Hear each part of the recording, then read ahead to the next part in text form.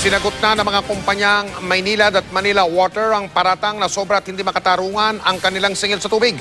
Ang giit nila na ayon sa itinakda ng gobyerno ang kanilang sinisingil, wala raw silang nilabag na anumang batas. Nakatutok si Pia Arcangel.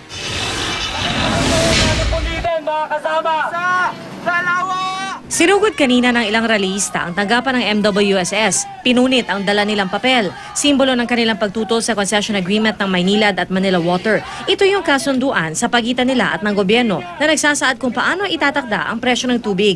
Malaking pasaki daw ito sa mga mahihirap, lalo na nang lumabas sa audit ng MWSS na sinisingil pala ng mga water concessionaire sa kanilang mga customer ang kanilang income tax, pati ng ilan sa kanilang mga gastusin tulad ng advertisement, biyahe, training at pati mga donasyon. Matapos tuligsain ng ilang linggo, naglabas na ng pahayag ang Manila Water at ang Maynilad sa pamamagitan ng mga full-page ads sa dyaryo. Sabi ng Maynilad, ang concession agreement daw ay isinulat, inaral at inaprubahan mismo ng gobyerno at ang itinakda nitong paraan ng pagtatakda ng presyo ay naayon daw sa nakagawian ng water industry sa maraming bansa. Kaya nakalulungkot na ang tanggapan ng gobyernong siya dapat magpapatupad dito ay siya ngayong nagsasabing di ito makatarungan. Wala raw karapatan ng kahit sino na basta na lang palitan ang mga probisyon ng kasunduan. Wala raw nilabag ang Maynilad na probisyon ng concession agreement at patuloy itong magsisilbi sa 1.4 million customers nito sa West Zone. Iginiit nila na nakasaad sa kasunduan ang ilang probisyon sa serbisyo kasama na ang singil sa tubig.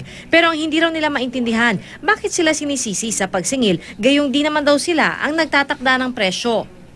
Ang talaga nakasulat dito is meron kayong guaranteed net return na lahat naman ng negosyante or even tayo bilang empleyado, di ba? Pag hinire tayo, ang iniisip natin ano ba yung neto nating matatanggap. Ganun din itong sa concession agreement. Dahil hindi kami yung may karapatang gumawa ng sarili naming presyo, ang kaya lang namin i-negotiate ano yung formula para dun sa neto na matatanggap. At so, napagkasunduan na ito yung neto na matatanggap nung konsesyonaryo sa pagpatakbo ng negosyo. At syempre, kasama dun na sa neto na ibawas na yung income tax. Maging ang Manila Water, nananatili raw silang tapat sa mga probisyon ng concession agreement at wala silang balak lumabag sa napagkasunduan.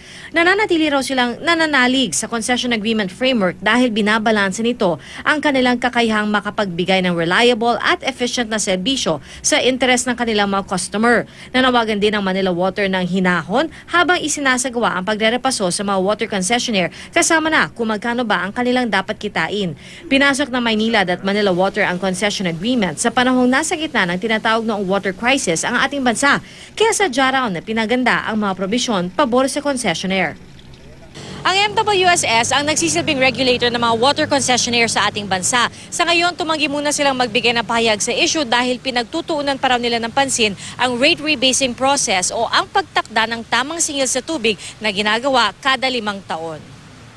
Pero noong nakaraang linggo, nagsabi ng MWSS na tiyak maapektuhan ng resulta ng kanilang audit ang nakaambang water rate adjustment.